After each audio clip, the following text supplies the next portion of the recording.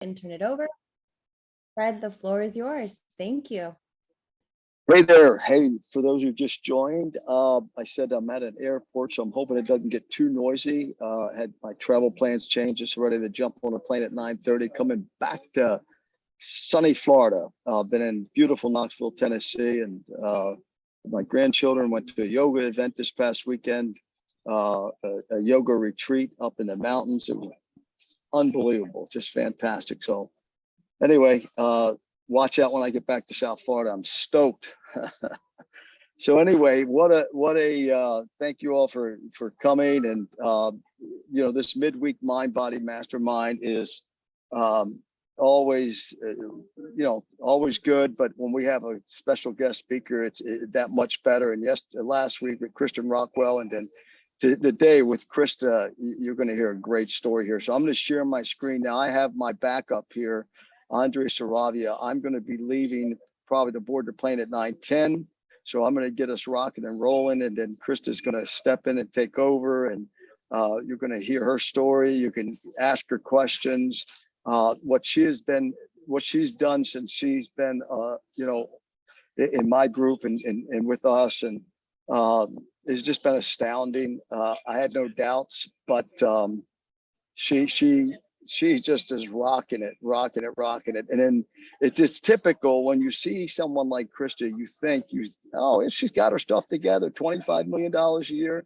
But let me just show you the story here. Krista, 52 years old with 3 young children, started her career in Palm Beach Gardens, Florida back in 2005 with her babies, 5, 3, and her youngest, Derek, was not even born, as a means to relieve financial stress. And then her husband, who was ill with Crohn's disease, diagnosed, near-death experience. Krista thought real estate would help bring extra money into the house, stepping up for her family, moving to Illinois in 2006 to support a better work opportunity for her then husband. Krista found herself having to do real estate work full time in 2010 as she became the sole financial provider for the family after jobs loss of a baby. And for those women on this call, you know what that's like. My wife experienced that, my daughter experienced that. It's just very heartbreaking. And then her fourth baby, Garrett. There was the year Krista was supposed to go back to school to become an OBGYN nurse, something that became impossible. So here again, this whole Mind Body Mastermind for the last 4 weeks has been on circumstances. So here's a circumstance: you have a dream, you have a desire, but not possible. Become a top producer her first year back in real estate, making 6 figures by becoming resourceful, learning what worked for her, open houses, handwritten notes, hosting community events. You ask a lot of these questions about these community events and stuff: garage sales, Christmas party, volunteer, helping other realtors, working on her mental health, healing, and forgiving for the loss of her baby. And something totally out of character, Krista planned a solo backpacking pilgrimage in the fall of 2015, the Way of St. James. Did not tell anyone but then husband, and enlisted the help of her aunt in Guatemala to come help care for her children. Told her parents a few days before she was leaving, went on a 500-mile, 6-week walking journey, all throughout, all the way from France to across Spain to San Diego. This gringo can't pronounce those, Krista, so you can do that when you come on. One of the hardest journeys of her life, both mentally, emotionally, and physically.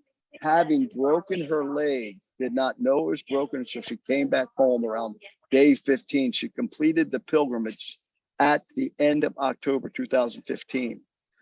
Pushed through fear, questioning her sanity, wanting to quit, loneliness, desperation, loss, pain, exhilaration, and finding that nothing is impossible. Wanting to be closer to her parents, her 21-year marriage ending. Anybody been through divorce, you know the pain of that. Krista made a decision to move her family back to Boca, start all over again in real estate in 2017. Divorced, financially drained due to the downturn of the real estate market in Illinois, having her car as her only asset and just enough savings to pay her $3,000 a month rent in Boca, yet just to last another year. Wow. Krista went from being on government assistance in 2018 and her first full year back in real estate in Florida to breaking 6 figures again in 2019, selling almost 19 million her first year with EXP 2021-22, and on track to sell 25 million in 22-23. Raising teenagers through divorce, dealing with major health concerns, or a daughter, being a mom and working full time, finding love again. There was never a plan B. My words, relentless, curious, resourceful, never give up. God is always with me. So when you think about our mind body masterminds, right? We talk about this every Wednesday, that we are perfect on the inside. It's these outside things are all these illusions, and they're all imaginary and in our heads. And we got to get rid of the BS holding us back. I've been talking about this for the last few weeks, that this statistic here, that this one writer here says that happiness, 50% of it depends on your genetics. That is BS. That is BBS. I labeled that one. Bad belief system. Study epigenetics by Dr. Bruce Lipton. I have a link here. Andres is going to put in the next about 10 minutes from now. He's going to put this entire slide deck on, so you have all these references. This is the furthest thing from the truth. It's not dependent on your genetics. It's just the opposite. We have full control of our circumstances. These are the quotes we've been talking about. Circumstances don't matter. Look at Krista's story. Only state of being. Whatever her state of being was when she started that 500-mile journey, that's what matters. That's what matters. And there's a little video link of a little girl like Krista, a little girl like Krista talking about she can do it. And so I put that little link in there. I learned from experience the greater part of our happiness and misery depends on our dispositions and not on our circumstances. Krista, you've been an example of that. And this is what Krista said when she started facing these challenges, facing her mental health well-being. And she said, I'm going to take a journey to hell with circumstances. And she created an opportunity. She's a living example of this. Circumstances are the rulers of the weak, but they are the instruments of the wise.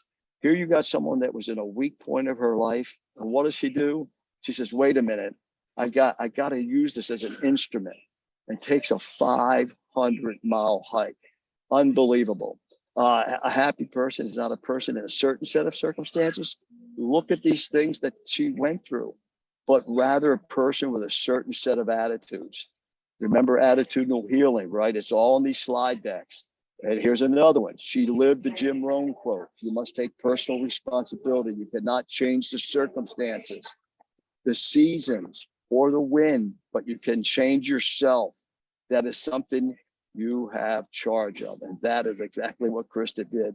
And then Dr. Viktor Frankl, Man's Search for Meaning, a doctor in Auschwitz, and he experienced there that everything he realized, everything can be taken from a man or a person, a woman, but one thing, the last of human freedoms, to choose one's attitude in any given set of circumstances, to choose one's own way. And that's what Crystal did. I put these slide decks in here for you to review on your own. It's time that we get radical. I keep talking about this, radical success, radical personal development, because the statistics are ugly when you live life by default instead of design. And Krista is an example of designing her own circumstances, despite the circumstances that life dealt with her. So these are all in the slide deck that Andres is going to share with you, but let's get in and get Krista up here. We talk about, a couple months ago, we were on conquering yourself. If you do not conquer yourself, you'll be conquered by self. And Krista's been a great example of this. That her greatest victory has been to conquer herself, because to be conquered by yourself is all things most shameful. If you get conquered by yourself. So she conquered herself. It's better to conquer yourself than to win thousands of battles. Then the victory is yours. Cannot be taken from you. What she has cannot be taken from her. Is there down days? You better believe it. Is there days that she lives on the ego side versus the soul side? You better believe it. But nothing can take from her who she really is. Not angels or demons, heaven or hell. If you're not working on yourself, you're working against yourself. And I see her all the time living this attitudinal healing that we talk about every Wednesday, living her life by getting that mind to be in control, getting out of this left side of her brain to the right side, from the ego to the soul. She's been an example. And you look at her story, Andres is going to share these slides with you. Whoops, what happened to her slides? They're here, I promise you. Oh, here they are. They're just loading. So uh, we just read her story. Look at this. Her high school picture and her picture now. I think. What do you think, everybody? I think she looks more. I love it. That was not my high school picture. That was actually I was 34 when I took my license. So that's my I love it. I my love it. first- She shared it with me. I had to say high school picture, Kristen. You gave it away now. Hey, 20 years have done you well. I can't wait to see the next 20. And I'm going to be here to see them. But look at this journey. Look at this. 500 miles. These are all in the slide deck. Andres, you can put the link in there now in case someone has to leave early. And then you can put it a few more times. But look at this journey she's took that she's going to talk about. And I love this one. She sent me this photo. Well, what does this represent, Krista? So in the Camino, you have all these arrows pointing you, towards where you need to be going. So you have to look for them everywhere. So it was just, following the arrow. In this trip, it started. You talk about. Let's talk about that first. It started because of what you were going through, right? Right. So yeah, and I mean, and how old were you when you did the trip? That was in 2015. So I was 7 years ago. That was I was 46. What happened? 45? What would have happened had you not taken that trip, right? I mean, I really don't know. I really don't know because that trip really marks the beginning of my new Krista, and I somebody put it in front of me. I had no idea what the Camino was. Actually, it was a movie by Martin Sheen called The Way, and somebody knew I was suffering, and a friend of mine, and said, this movie would be good for you. So I actually watched it on I think on my computer one day, and it's about his journey on this same Camino. He had lost a son, so he went there, and it was beautiful. And I said I'm going to do it, and that was in 2014, and I planned for a year, in secret, because it was like something so out of character. I think I've never backpacked. I never owned a backpack. So I started planning it, and I did it, and I was terrified. I was alone. I wasn't going with a group. I wasn't going with anybody. It was just me and my backpack. So across Spain. And your parents took care of your children for you. My aunt. I knew if I told my parents I was going. My parents were living in Mexico at the time. If I had told my parents, they would have stopped me. And being a good girl coming from a Latin culture, I always listen to my parents. I always do what they say. Even to this day, I value what they say a lot. And, I would have stopped probably. They would have told me not to go. Yeah. And so I didn't tell them for that reason. And I had my aunt come over and take care of my kids for 6 weeks, even though at the time my ex-husband was home with the kids, but I, wanted somebody else there. So yeah, I went to Spain. I actually started in France. One of the hardest parts is going over the Pyrenees over into Spain. And I started that journey, which I did not know it was going to be that hard. I was very angry at God at the time because I hurt myself really early into the way around day 15, and I thought it was just tendonitis. That you see a lot of injuries, from everybody walking, and I just thought it was something that I had to suffer through. So I was very angry at God because I was like, what else do you need me to prove to you about why my life has been hard thus far, and why does it continue? Even this is hard, and it's just barely walking. And so every day was a struggle. Every day, instead of walking probably 8 hours, I was always the last one to get to my destination, because I now know that I had a broken leg. And it would swell up. I would take medicines. I would take painkillers. In Spain, you can get these really strong painkillers. So I did end up finishing it. And I never thought about giving up. And I think that's one of the things that resonates with me now into the real estate world. It never occurred to me that I was going to stop. So I just kept going.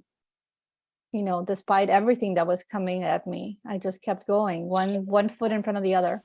Yeah, and that somebody said life by the inch is a cinch, life by the yard is hard, and you went inch by inch by inch. Now, when you were suffering, you're going through all this, so you didn't have anybody really to lean on during that whole trip. How long of a period was that for the 500 miles? It was 6 weeks.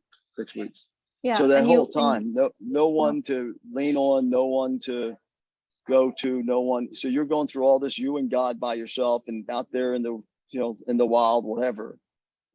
Wow, what an attitude. Yeah, I mean, and there's a lot of people around you. I mean, you're not alone. You're people are doing the same walk for different reasons, and it's interesting because you never really ask, and you end up staying at hostels, along the way. And it's a community. So it felt like for 6 weeks, I kind of was walking. We would meet with these people around the same areas. And it was just a beautiful experience. People from all walks of life, all kinds of faiths. This is not a Catholic faith walk. It's everybody, Buddhists from India, from Australia. You just meet all kinds of people. You never ask why you're there because everybody has their own reason. But at the end of the day, I did feel part of a community because we would eat together. And then the next day, 6 o'clock starts and you put your boots on, your backpack on, and you continue go walking for 8-12 hours a day through, rain and hot and cold and you name it. Wow. And what is this here? This was in Leon, one of the last stops. So that was, I did splurge 4 times during my Camino. That was a monastery hotel. So I was staying in hostels, and 4 times during my stay, I did go into one of the luxury hotels and took a bath. because this was, you had cold showers in all these hostels. Wow. Well, listen, I'll tell you what, and watching you just in the past, 18, how many months have we been together? 16 months? Mm-hmm. 18, yeah. Wow. I mean, and again, when you walked in the door, I went, wow, here's a gal that's got her act together. Blah, oh, this is great. And it's like everybody else we meet in life, right? Someone said, be kind to everyone you meet, for everyone faces their battles, right? And the attitudes, and look at this, I just love that picture, brother. That's fantastic. That's my kids. So when you said you lost a child, and I lost a daughter at 36. Was that during pregnancy or after, or what was that? It was during pregnancy. Yes. Pregnancy, yeah. Which is one of the toughest things, especially for women. I mean, I know, watched my wife go through it, watched a daughter go through it, and many of the women on the call have probably gone through it or know people that have. So, I just thank you so much for what the role model you've been to me, because you give me more than I ever given you. I guarantee you, the energy, the attitude, the helping me, and watching you and your role model and your example. So keep living on that right side, keep doing this. And wouldn't you know that the plane looks like it's probably going to be on time. So I'm probably going to scoot around 8:10, but I want to take it from here now into the real estate, and you move back to a new area. Okay. Mm-hmm. You come back just in Boca. You came back in 2017. Yeah, 17. So that's 5 years ago for you. So you have to start all over, right? And then you right. Take it. You and you didn't you do $2 million your first year, $3 million. I mean, you really came in, and there was no option. You knew no one was going to rescue you. Right? Yes, and I did have my parents at the time. They were living in Boca, but being a proud woman, I did not. I mean, if I had needed financial help, they certainly would have helped me. Right. I just needed to ask. Again, that was not part of my plan. I didn't want to ask. I just wanted to make it. I had made it in Illinois, and I thought, well, I'll just do the same thing that I did there. I'll do it here. And, I was doing well in Illinois. And what happened was that during the divorce, we were just financially drained, right? The housing market crashed, all of our savings, all of our equity, everything was just, we didn't lose the house, but we barely made it out of it.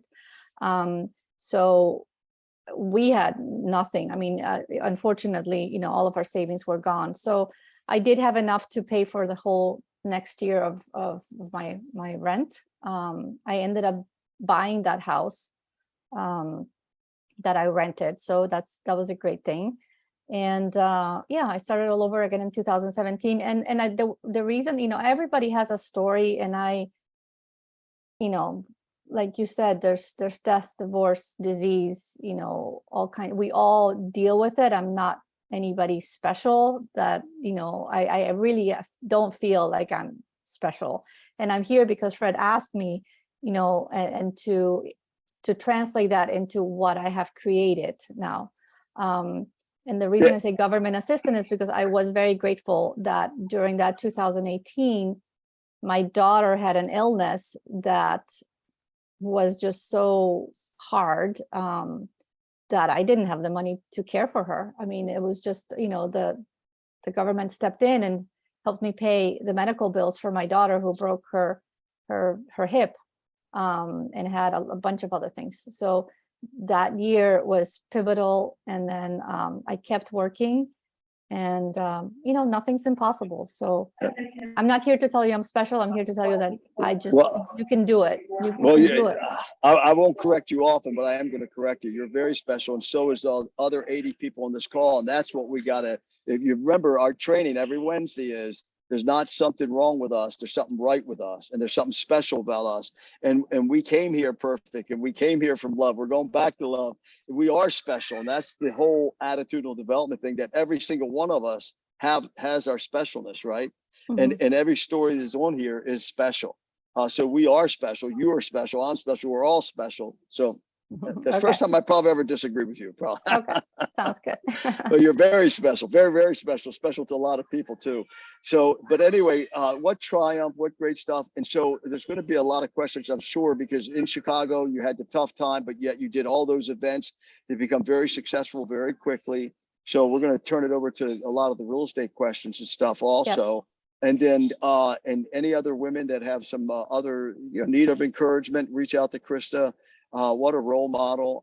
I'm so thankful for you, Krista, and the role model you are to other women. And I think the story, is anybody on here, has it encouraged you? Any ladies, has her story encouraged you? Right? It gives you the strength. Did you see? That's what it's all about, because, the challenge we all have is our heart's been picked away at our life. But then when you hear a story like Krista, when you see the victory, when you see her conquering herself, when you see that the circumstances don't matter, their circumstances are for the weak.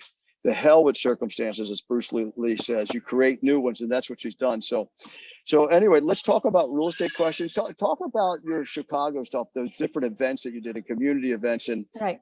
And I'm going to go ahead and start getting.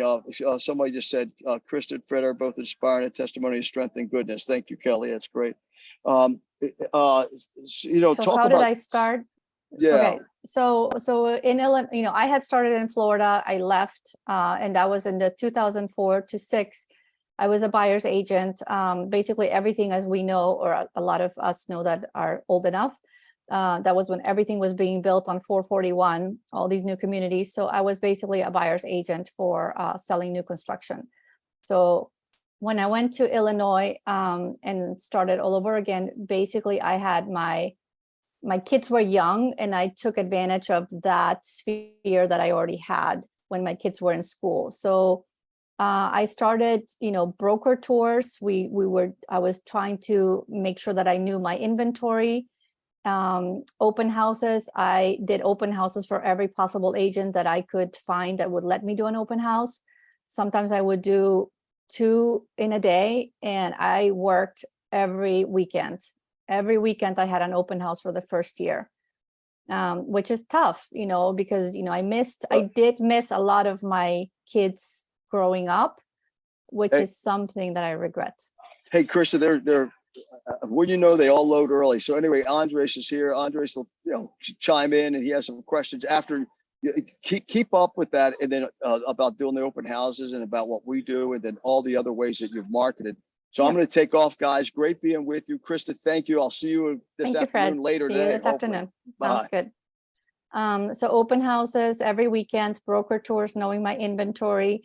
I didn't have a mentor or somebody to help me out, so I created opportunities for myself. I hired, or I just bought like the $200 Buffini method. He's a coach in California.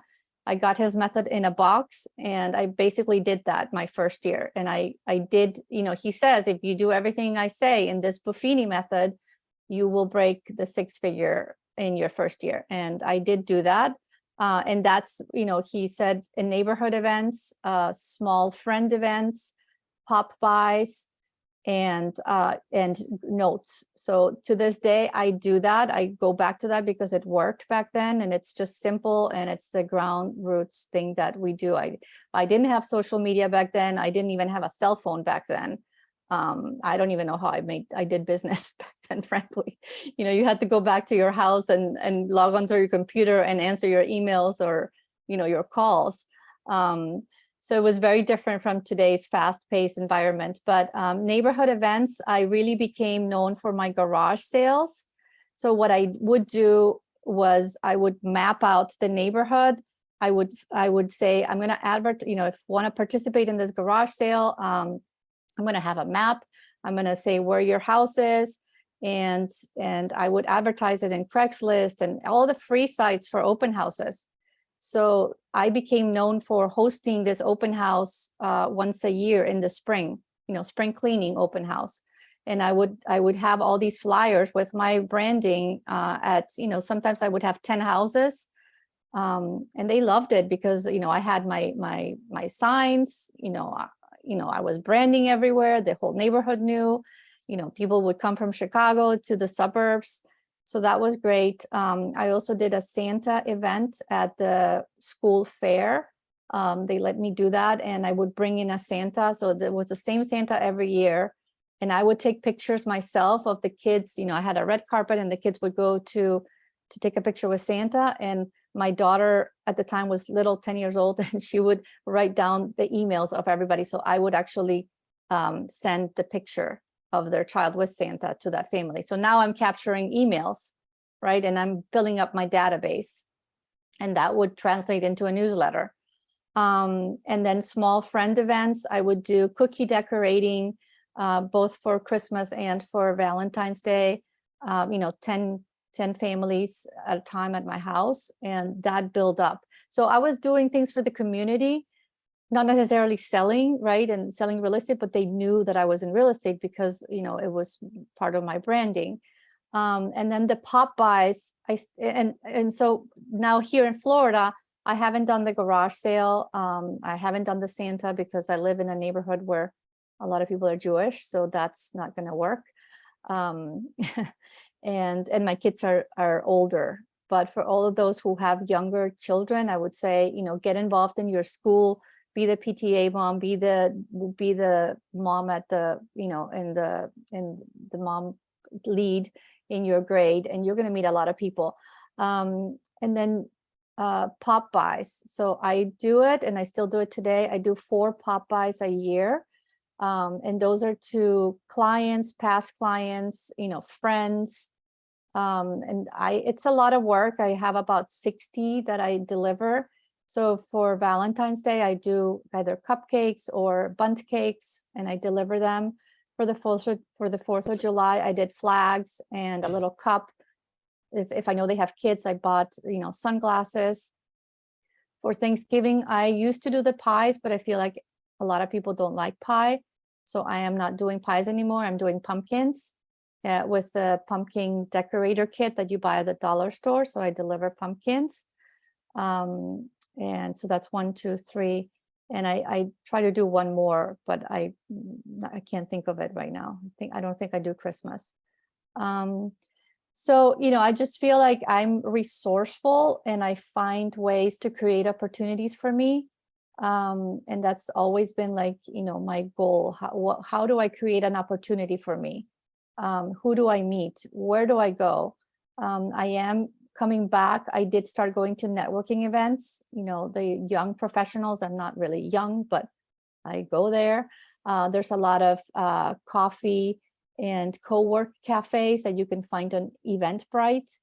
And I do feel that when I talk to some of my partners, they're all scared of going alone somewhere, like, can I go with you, or can somebody go with me, or what if I don't know anybody? I am probably the shyest person you will meet, or at least I feel myself. I'm very shy. This is very hard for me. I'm in an industry where I need to be talking to people and meeting people, and I would rather really stay home and not do this. Right. So it's so interesting that we are in an industry. A lot of us probably feel this way, that we're in an industry that we need to be these outgoing, happy, and, look at my house and look at this and look at that. And we just really don't want to, our comfort level is staying home. So it's uncomfortable. It's really uncomfortable to be out there. So I do go to these events by myself. A few times, I'm going with friends, but my intention is to meet 2 or 3 people, not 20 people, not 50 people. My intention is to meet 2 or 3 people that day and really make a connection. And I gravitate probably towards, I look at the room and I know kind of who I want to gravitate towards depending on our personalities. And these co-work cafes, you guys, are really good. There's a lot of women in there. I mean, especially for me as a woman. I love women. I like to support women. I like to be around women. So these co-work cafes are fantastic. And you can create your own. Actually, I've been thinking about creating my own co-work cafe here in Boca. I just haven't had time to do it. Where you mastermind with other industries, doctors, lawyers, stay-at-home moms, working moms, you name it. So that's a great way to increase your sphere. And then networking events, and just think that nothing is impossible. One thing that I had a note here of is, I think we all learned to suffer in comfort, especially as real estate agents. We don't like being uncomfortable. So we're okay suffering in comfort. And if you kind of can figure out what that means, is that we're okay suffering, but we don't want to go the next level, right? We don't want to role play. We don't want to door knock. We don't want to cold call. We want a big business, but we don't really want to do the things that will get us there. So I have learned to be uncomfortable and to be, it's okay. And, somebody slams the door, somebody slams the phone, it's their thing. But this is my business, and I wanted to control my business. I don't want the circumstances to control the business.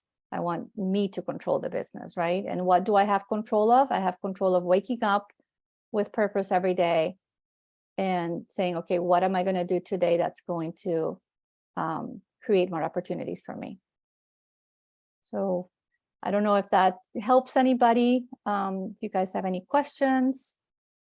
Yeah. Wow, Krista, I just want to just take over on that point, because on that last point there was pretty fantastic. People are comfortable suffering in that comfort and not willing to take the extra suffer to end all future sufferment, like making that phone call to then gain more clientele and stuff Right. like that. So I thought that was Right. very powerful.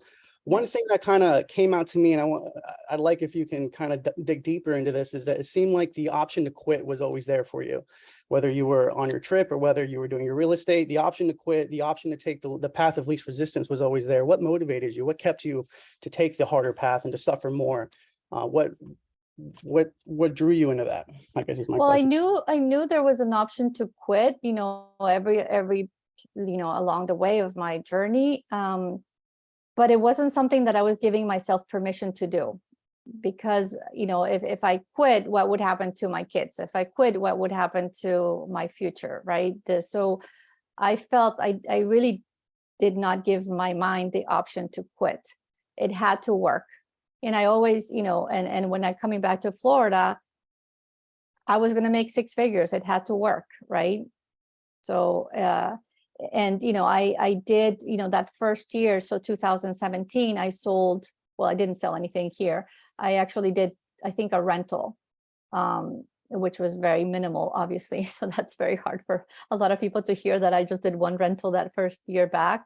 But I was also trying to, I still had my business in Illinois that was sustaining me a little bit, right? I was still selling there while I was here trying to figure it out and moving, and the kids and the health issues with my daughter. So that first year, I think I didn't do much as far as income, but that laid the foundation for the next year and the next year and the next year. So you're always laying the foundation for 90 days ahead of you. So, when we started the quarter of September 1st, I'm like, okay, what am I doing that I'm going to get closings now in November and December and January? And I look at my year as a quarter, and how many closings am I going to have that next quarter?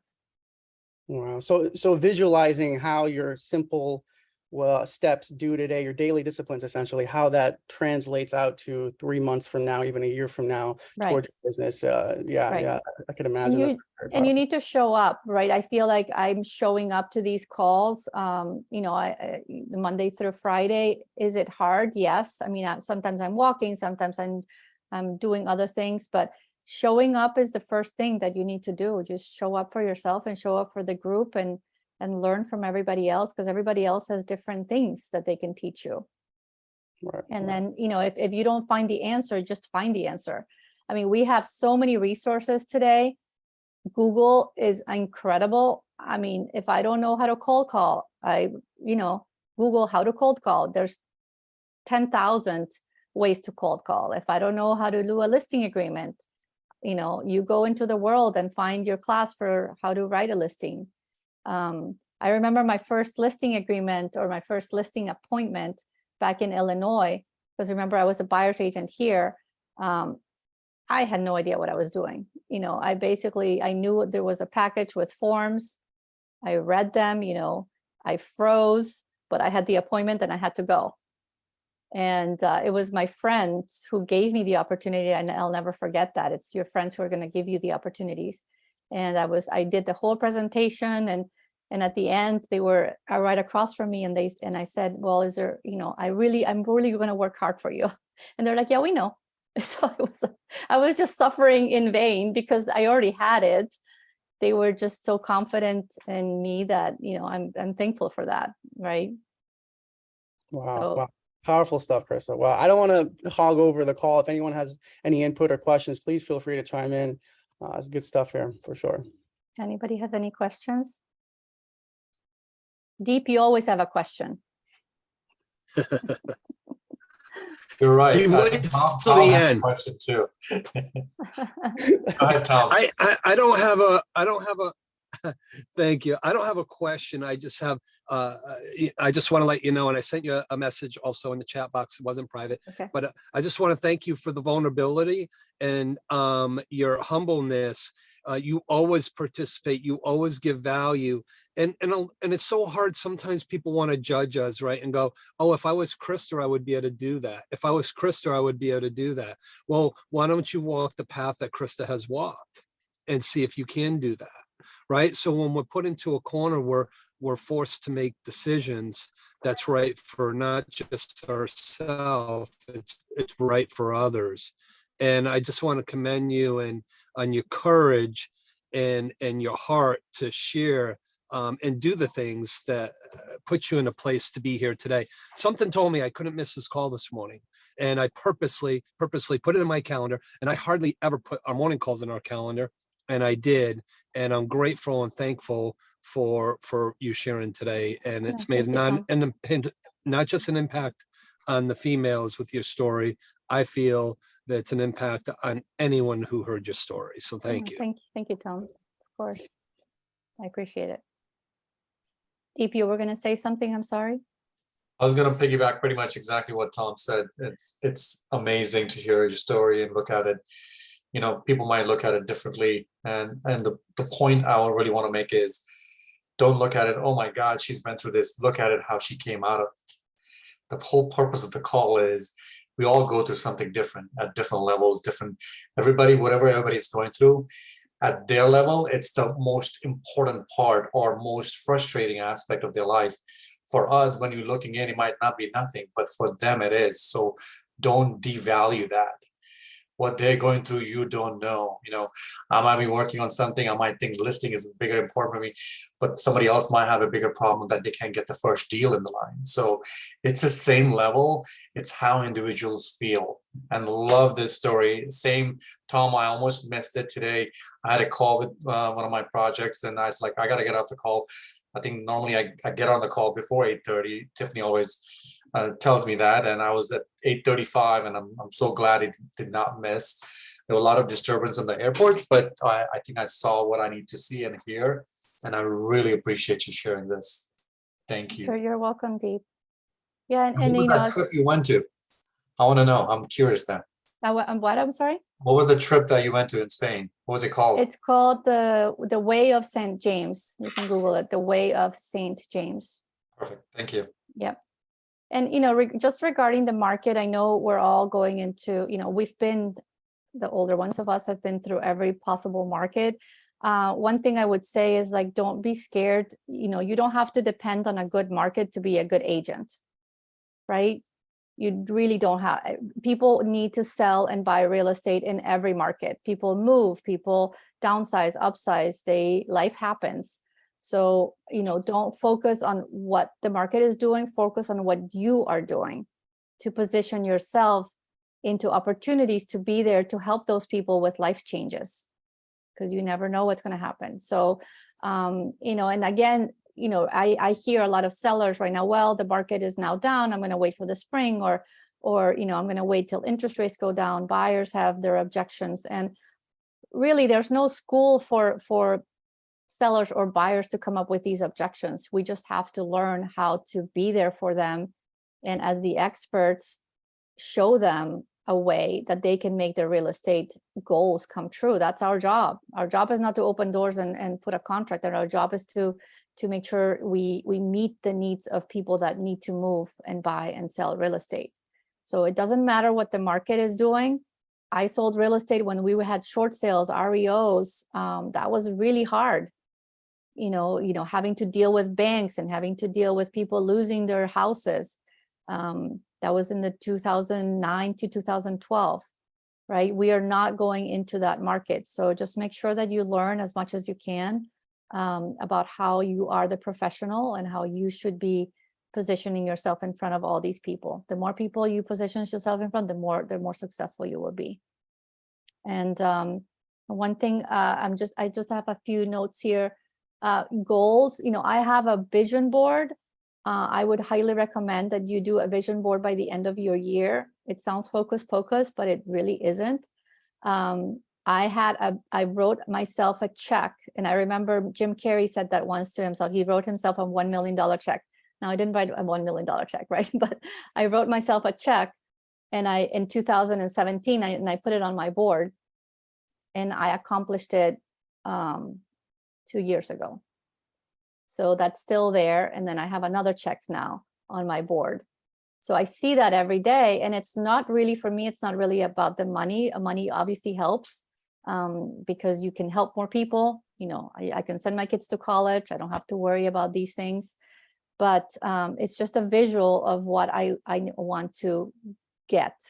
I start with the end game and then dial back. If I want to make $250,000, how does that look like today? What do I need to do today to get there? And you scale back, right? Production, then you have your habits, and then you have your daily action. And I feel a lot of people have the intention of doing things, but they don't do it because they freeze in the middle of the habits and the action. I feel like they freeze because they want everything to be perfect for them to actually take action. So, start with a goal, then dial it to production, to your goals, to your habits, and then just do it. And just do it. That's my goal. And I tell my kids that all the time, like, just do it. If I can't find the answer, find the answer. I don't have all the answers. Anastasia's asking me, what are my habits? So that basically has been a work in progress for me as well. I am not a morning person. I have fought, to be a morning person all my life. Well, when the kids were little, I would obviously wake up with them and all that, but it's always been a struggle for me to be a morning person. I do have the morning miracle that I read, and I'm like, wow, people who wake up at 4:30 in the morning are amazing. But I was feeling that I was beating myself up for not being a morning person and telling myself that I was not going to be successful because I'm not a morning person. So I finally realized that I need to be true to myself and say, okay, if I start working after the 8:30, 9:30 call, it is going to be okay. I am still as effective as somebody who wakes up at 4:30 in the morning. I just have to be effective in a shorter period of time in the morning.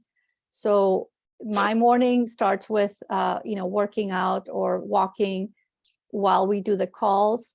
And then after the calls, I go into production. So I do try to be, it doesn't happen all the time because you have inspections that you can't move or clients that need to see a house at 11. But I do try to be home on my desk from 9:30 to 12:30. And then I try to book lunches, meetings, appointments in the afternoon. So everything else has to happen in the afternoon. And that's my routine. As far as what I do, I am starting to role play and do cold calling, because I've never had to do it. But if I have now a group that I'm telling them to do it, I have to learn how to do it. Social media has worked really well for me. The call yesterday with Chris and Jessica was amazing. If you guys weren't on it, just go back to it. I do get a lot of referrals not from realtors quite yet necessarily, but from people that see me on social media and want to refer me to their friends or family. They already know, like, and trust me. So social media is big for me. Instagram, I everything goes to Facebook from my Instagram, so I really don't do Facebook. I do stalk people on Facebook, and so when I do my calls, I refer back to whatever they're doing, so that's a way to get in touch with people. So I try to do that prospecting in the morning. And then going back to everybody from open houses. So I'm still big on open houses, but open houses for me have been wonderful. That's how I've built my business. And they're coming back because houses are staying on the market longer and agents don't want to do their own open houses. So go on the MLS, put the EXP office, and you're going to get a list of all the EXP, or if you're with EXP, all the EXP open house or listings, and then you start calling. And don't stop until you get an open house, right? Because people sometimes say, oh, I'll call this agent, and they said no. I'm like, well, did you call the other 5 agents? People just try to do one thing, and if it doesn't work, they stop. So does that help you, Anastasia? I'm looking at the chat. Yes, thank you so much, Krista. How many hours do I work a week? I don't know. Yes, that's my question. I feel like I work a lot. realtors work all the time. Yeah, do you have right now at this point, do you achieve any balance between, spending time with the kids and work? Do you So Fred helped me out a lot in saying I needed to have time in my schedule. So from 5:30 to 7:30, I am home if I can. Like today we're door knocking, so I'm not going to be home, but 5:30 to 7:30, I'm home making dinner and sitting down with my family. And then on the weekends, I try to do after open houses on Sunday, I try to do 4 to 6. And then I went to the movies with my kids this weekend. So yeah, there's no balance quite yet. And that's just the honest truth. There's, people want to create this beautiful balance, and there's no balance. I have to say there's no balance.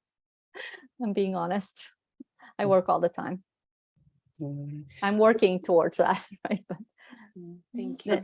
You're welcome. Commissioner Rockwell, I saw that you had a question up there. I just want to make sure you had your opportunity. Oh, thanks, Andres. It's not so much of a question as it's probably more of an observation.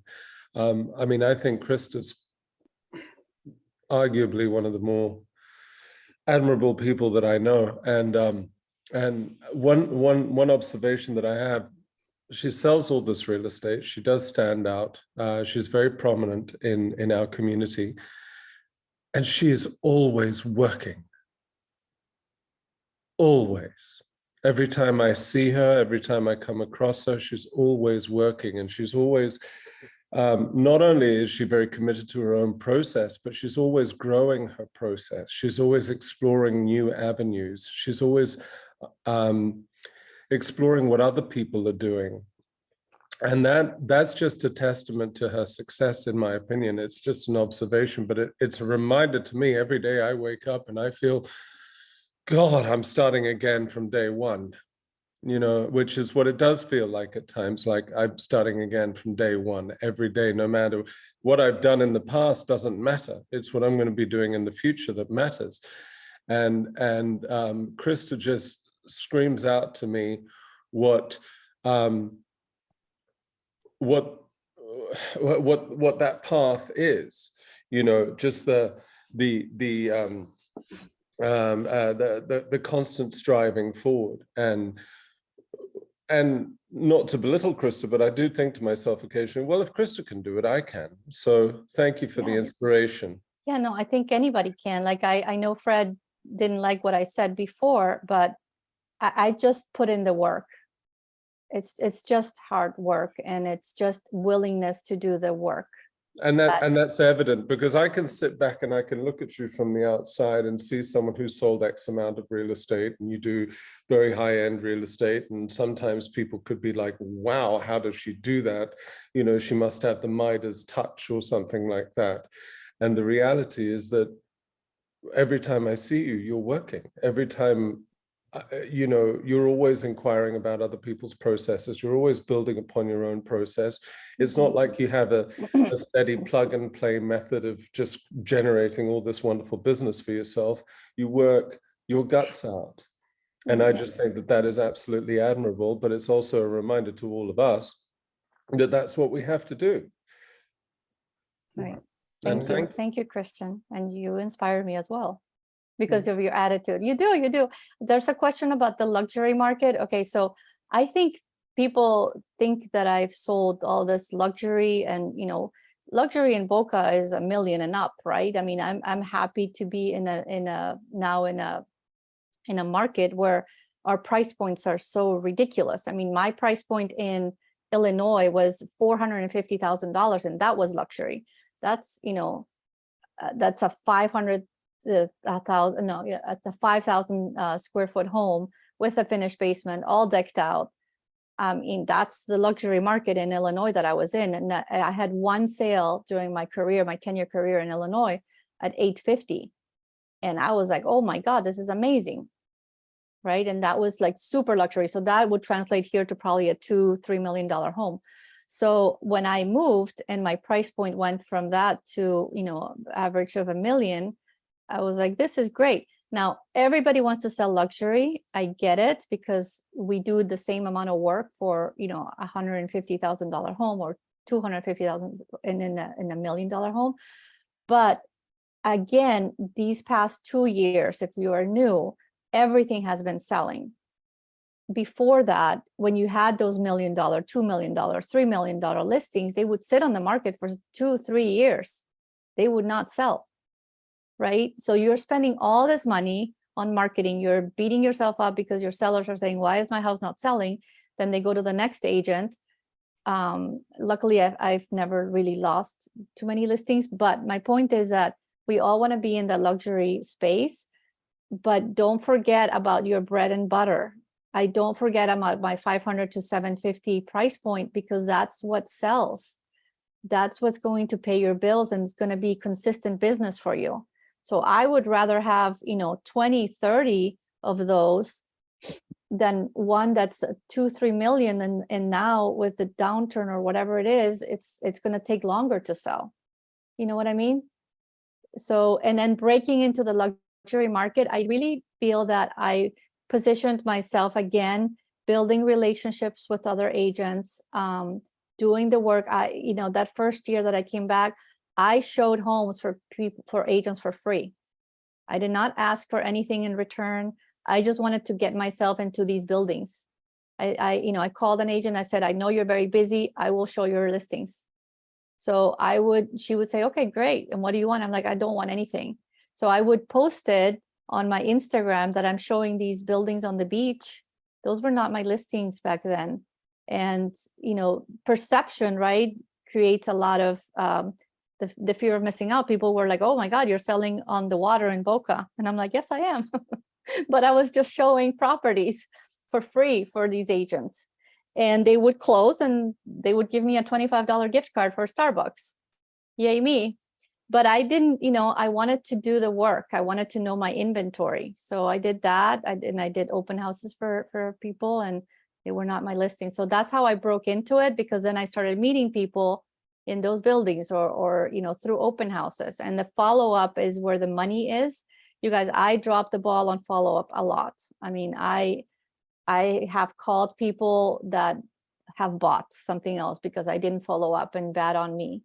The $2.5 million listing that I had this year that sold, it was from an open house gentleman that came through one of my rental listings, and I followed up for 3 years with him. And he, you know, I was so consistent in my follow-up with him that he called me when he sold his house. So I was the only, you know, there was no option for him, right? I was in front of him so much during the past 3 years that he gave me the listing. So, and he asked me about EXP. I'm like, who's EXP? I'm like, here it is. You know, I have a luxury portfolio that Fred gives us. And he was like, okay, that's it. There was no question about what company I was in, or if it was a luxury brand, nothing. He just wanted me.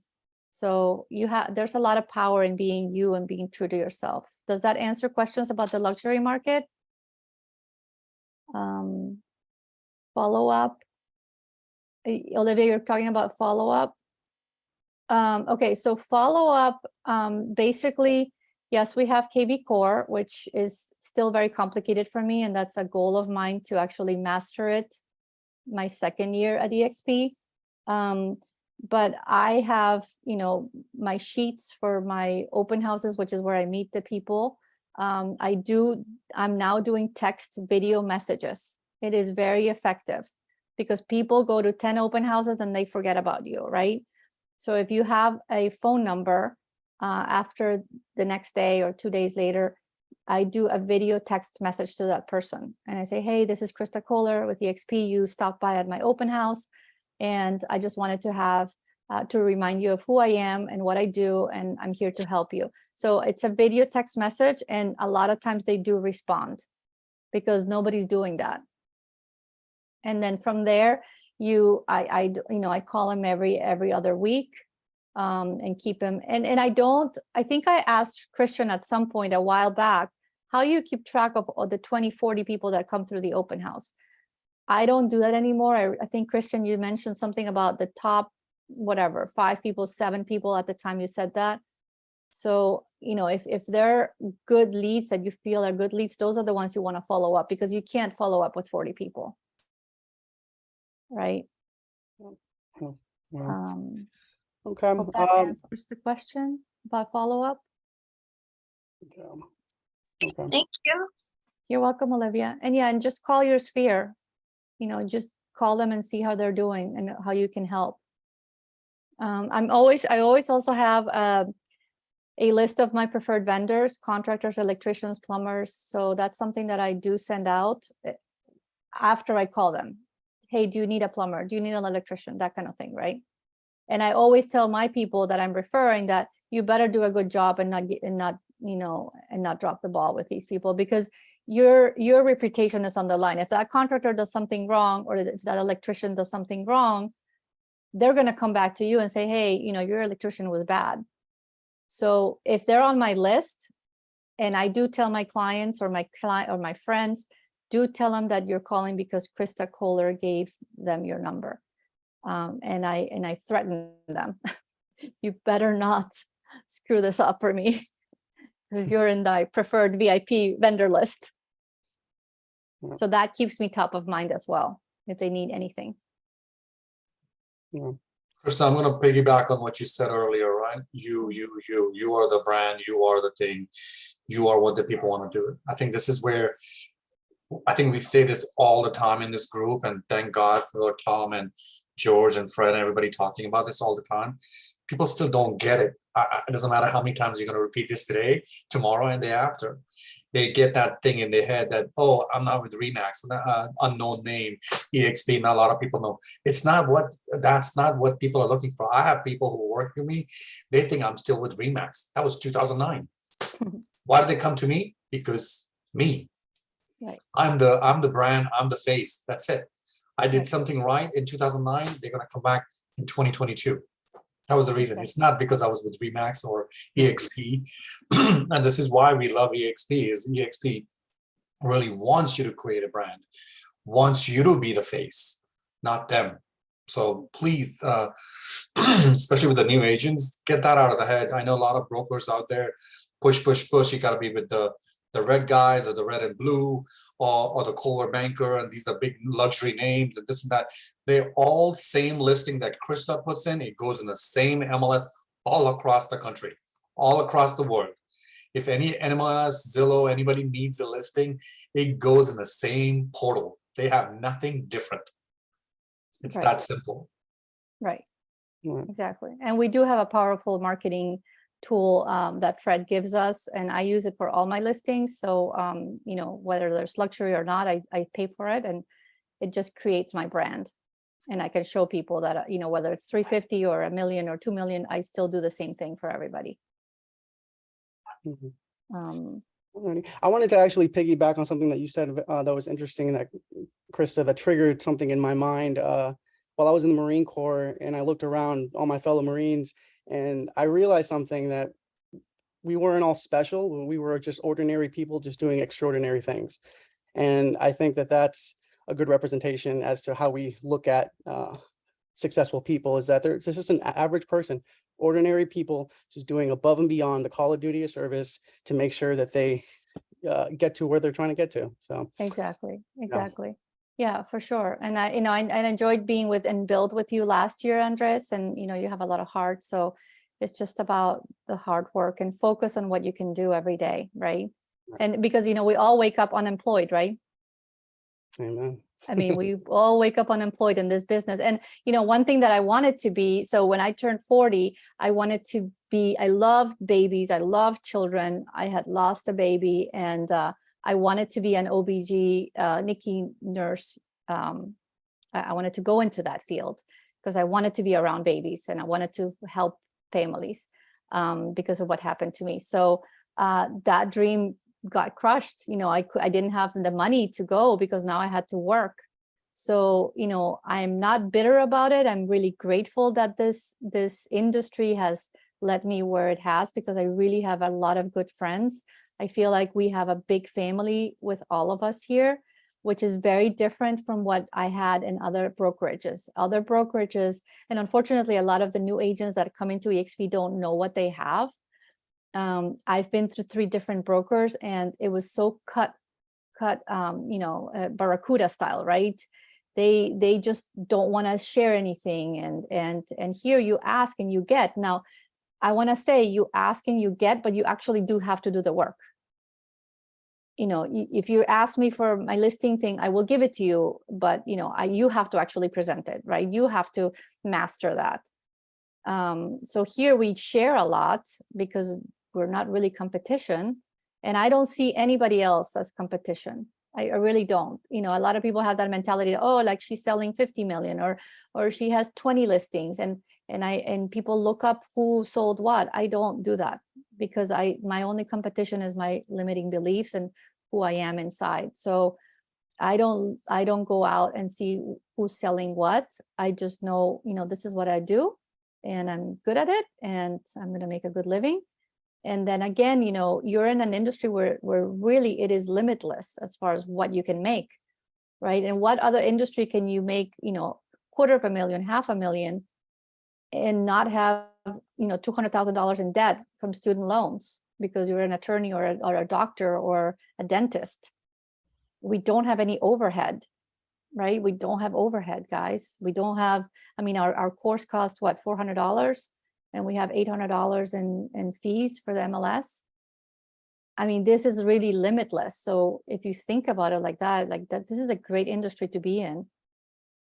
So just, go out there and do your thing.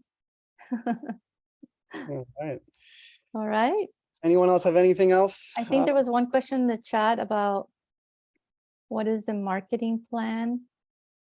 Yeah, I think marketing, Fred can explain that if you text Fred, he's going to give you the marketing plan that he has. And that just piggybacks on everything else that you're doing, but it's very powerful. Okay. Anybody else, guys? Krista, I don't have oh, sorry. Hi, Paulina. Hi, Or how hi, are you? Alexandra. Good, how are you? Alexandra, yes. Just had a question, if I might. Do you do any coaching, and what type of coaching do you do now? I do. So I've always done coaching, and I've always done the Buffini method was the first one that I did. I think he's still out there, and he sends you a box. I did the Greg Luther coaching. Again, that comes with a box. I've done Sean Kokoska coaching.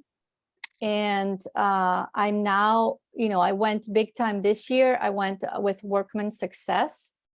And that is basically a coaching about building systems around your business and creating a business, because a lot of us are just selling real estate every day and don't have really, I always felt like I didn't have a business, right? That I could sell or that I could, retire and give to somebody.